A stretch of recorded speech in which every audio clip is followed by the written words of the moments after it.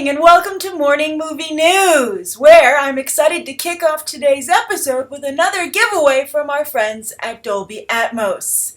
If you're a regular viewer of Morning Movie News, you are very aware of Dolby Atmos. They've been very nice to us because they're very proud of the work that they produce, which is the sound mixes for many of the top blockbusters today, using Dolby Atmos technology not only for the theater mixes, but also for when they're released on Blu-ray. And this week, Divergent's sequel, Insurgent, has been released on Blu-ray, and what do you know? That is also a product of Dolby Atmos technology. So, I have 3 copies of the Blu-ray Insurgent to give away to you. So, the rules will be as usual. You're to take to Twitter, and you're to tweet me and hashtag Dolby Atmos, so it has to start out at Grace Randolph, and then it has to include the hashtag Dolby Atmos somewhere in your 1-sentence review for why you like Insurgent. Or if you didn't see Insurgent in theaters, why you want to see Insurgent on Blu-ray, courtesy of Dolby Atmos. Again, I have 3 copies to give away,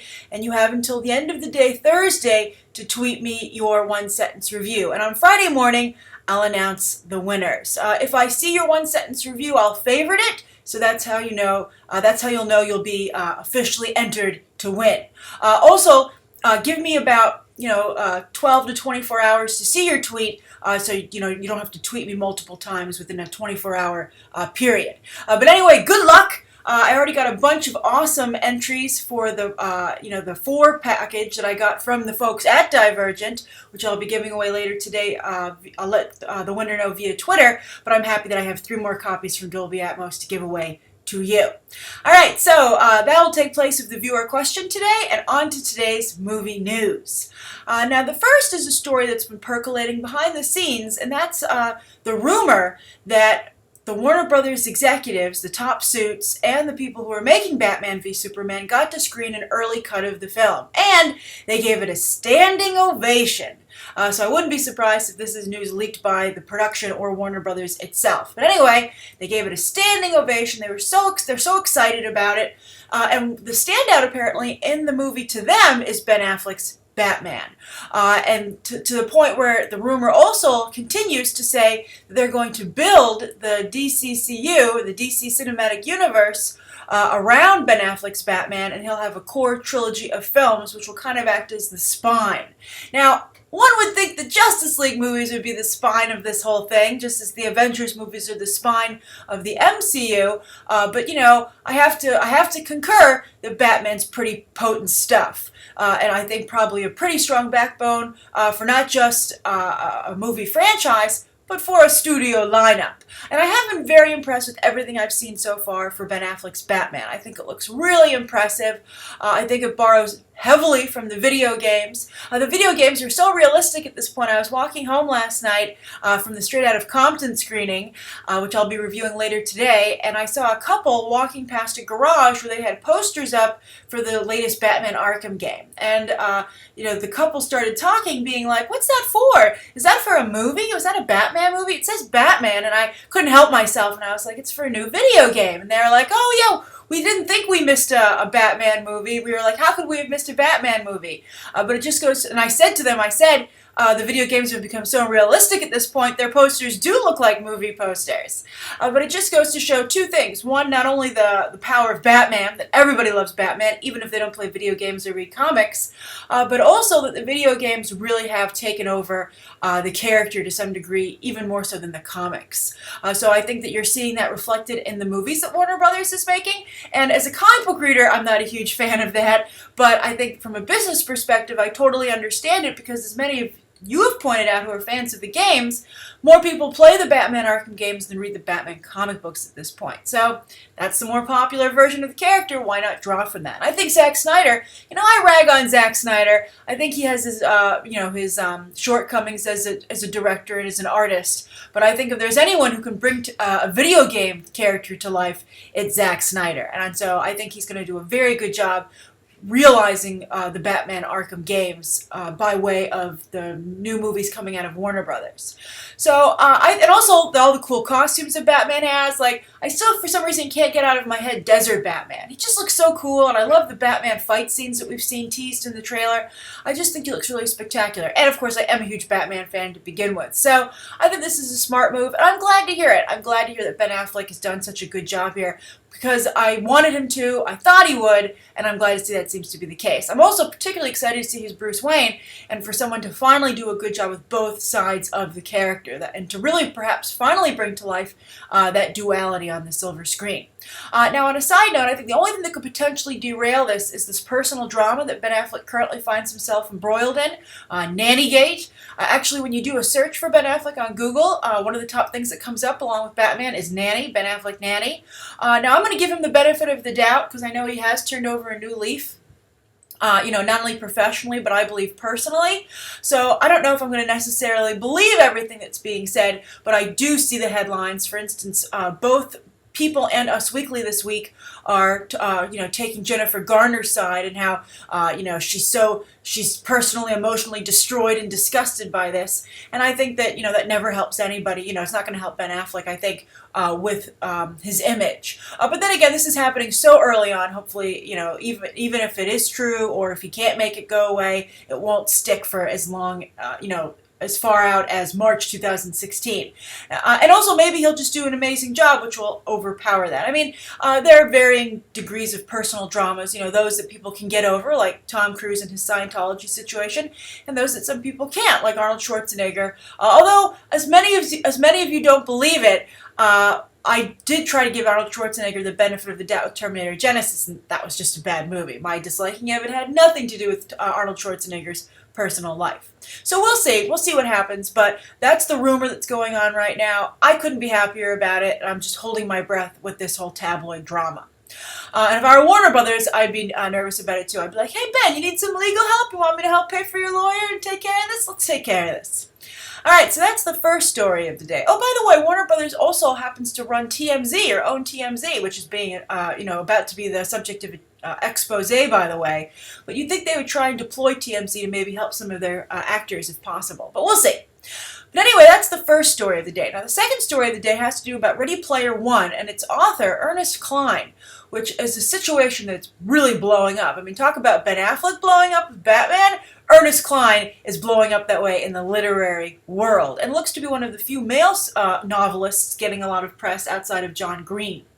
I'll tell you how this story is developing, but what's really interesting to me is how suddenly being a novelist is a pretty lucrative profession.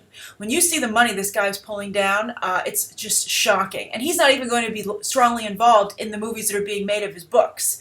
But it's like if Steven Spielberg apparently wants to make a movie out of your first book, you are golden, literally, with gold in your bank account. So what's going on? Well, Ernest Cline wrote a little novel called Ready Player One, which Warner Brothers feels very strongly about. Now, when the news first broke, they were looking for a director, and they considered everyone, including Christopher Nolan. But I was like, this doesn't sound that great to me. It sounds a little too meta, and I think the 80s references are super dated, and I think that's really going to limit your audience. But apparently Warner Brothers is not deterred, and neither is Steven Spielberg, who signed on because when they make a lot of 80s trivia references in this novel, they reference Steven Spielberg movies. So he's like, oh, awesome, I'm so flattered. And I'm like, just be flattered, stay away from this. But we'll see if he can make it work. So let's talk about Ready Player One first, and then what's happened because of it. So Ready Player One is a book. It's like a combine Willy Wonka's Chocolate Factory and Apple or Google.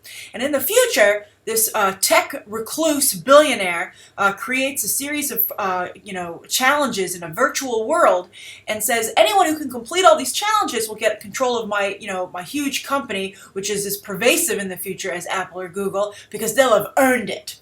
And all the trivia and all the challenges consist of 80s knowledge, pop culture knowledge. So Steven Spielberg is directing this, and Warner Brothers feels so good about it that they've given it a December 2017 release date, which, by the way, will probably, unless Disney now blinks, Warner Brothers is like, finally, someone else will blink against us. But I don't know if Disney will, because they, of course, have Star Wars, and they're moving into a release pattern for that franchise where they have the usual, episodes, come out in May, with the exception, obviously, of Episode 7, which is coming out in December of this year, but they're going to go back to May, summer releases for Star Wars after that, and then the spin-off films they want to open in December, just like Rogue One, for instance, will open in December 2016. So we'll see if that's the case with whatever other spin-offs they're working on, like the Han Solo one. I think a Han Solo origin story could take Ready Player One. No problem. But anyway, so it's a big, huge, potential franchise for Warner Brothers, and Ernest Cline's name is suddenly a big deal. So he's just recently released his second novel, which was picked up by Universal to turn into a picture, and he got a 7-figure deal for writing that book. 7 figures means it's $1 million or more, right? That's what he got paid for Armada. And Armada is available to purchase right now if you're the type of, moviegoer who likes to read the book first. Go read Armada. But I have to tell you, Armada sounds exactly like Pixels to me. I was like, what? You just wrote Pixels? And Pixels didn't do very well, so Ernest Cline must be breathing a heavy sigh of relief, as is Universal, which is rumored to have paid an additional 7 figures for the rights to that, for his book, for Ernest Cline's Armada. So Armada, just very quickly, is about this guy who has anger issues, and he's a gamer, and he loves playing online games, and he's playing this one that's about fending off an alien invasion. So lo and behold, he's so shocked to see a flying saucer above him one day when he's outside in the real world, only it's a flying saucer from the game that he plays. So it turns out that the Earth is under attack, and only gamers like our lead character who've been playing this game can fend it off, right? It's Pixels. But anyway, we'll see what happens with that picture. And anyway, the reason that Ernest Cline is in the news today is that he's writing a third book, and he just sold it for another 7 figures to another publisher, which is another $1 million or more dollars. So that's really impressive. Those are really impressive paydays. And I think it's interesting to see a literary talent being born largely due to Hollywood, right? I mean, this isn't someone where Ready Player One was like this huge book that took off like John Green's books or the Hunger Games books or Twilight, right? This is something that has just become he's become a huge name in the literary world because he's become a huge name in Hollywood. All right, so I'm curious, has anyone read any of those novels? What do you think of them? What do you think of Ernest Cline as an author? And what do you think of this kind of reverse literary stardom? All right, so the final story of the day is one that I'm not particularly pleased to report, but I feel it would be irresponsible of me not to. And that's there's been another theater incident over the weekend with someone disturbing a theater and injuring people. Now the story's taking an interesting development, and it's interesting to see people try and shape the story to fit, their own what benefits them the best. So anyway, this is what happened. So over the weekend in California, Newport Beach, there was a very late night showing of The Gift. So at around 10:50, I believe the exact time of the incident was 10:51 on a Saturday evening, 3 men, well, the police say anywhere from the ages of teenagers to 30s, came in through the emergency exit, and while the alarm sounded, they still were able to burst in, and they had a leaf blower.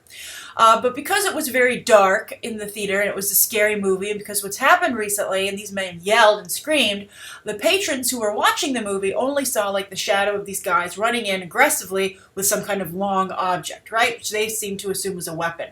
So everybody ran out, and several people were injured in the commotion, in the stampede. And those 3 gentlemen got away. The police are currently looking for them.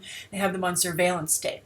Now, what's interesting about the story is the way it's developing. Now, one of the places that covered this was Deadline, because this is obviously very important news to the entertainment industry, because if this continues, people are going to stop going to the movies. And I think we're already starting to see that potentially just a little bit at the box office, or at the very least, if people aren't stop and going, they're still thinking about it. This is certainly on their minds. I've seen many of you talk about it, and I've seen comments on other message boards. But anyway, some people were saying, oh, it was just a leaf blower, it was a harmless prank, those crazy guys, and also even the police said they did not seem to be, have any intent to harm because it was a leaf blower. But someone who was actually in the theater went onto the message board on Deadline and said, I have to tell you, we didn't know it was a leaf blower. We thought it was a gun, and we had to crawl out of the theater on our hands and knees because we were afraid they were going to start shooting. And it was absolutely terrifying. And other people in the message boards, I think, brought up a very good point, saying, even if you don't have an actual weapon that can do harm, it's like saying, no one should be found guilty of a crime for shouting fire in a crowded room or bomb, right? I mean, that's against the law because of the mass panic and hysteria and injury that it causes. So I think it's very disturbing, and I think it also shows, bottom line, a continued lack of security in movie theaters. This time it was a prank, but it could have not been a prank. Something else could have happened. But someone was able to gain access to a theater and target moviegoers. And I think what's really the problem here is that because of all these incidents, it's becoming common knowledge, or it's being put in people's headspace that moviegoers are sitting ducks, right? It's a group of people distracted in a dark room, seated, hard to get out of a movie theater seat, hard to get out of a row, and there are limited exits in the theater as well. And if you come through the emergency exit, you certainly have a couple of even just seconds. You can do a lot of harm in that amount of time. So I'm just surprised that theater owners continue to be so lax in their security and their care. If you're not going to care about human beings and their safety, they're not caring about their bottom line and the fact that people might eventually stop going to the movies if this continues. So I'm curious, did you hear about this theater attack? Because I think it didn't get quite as much coverage in the news, which is also, I think, somewhat suspicious. I'm curious, what do you think of the situation as a moviegoer, and what would you think of it as someone who worked in either the movie theater business or the movie business itself, which, of course, where your wares have to be played in said theaters. I think it's really a difficult situation, and I'm pretty upset about the continued problem with emergency exits. So the alarm went off, but as you can see, damage was still able to be caused because the security personnel weren't able to arrive immediately.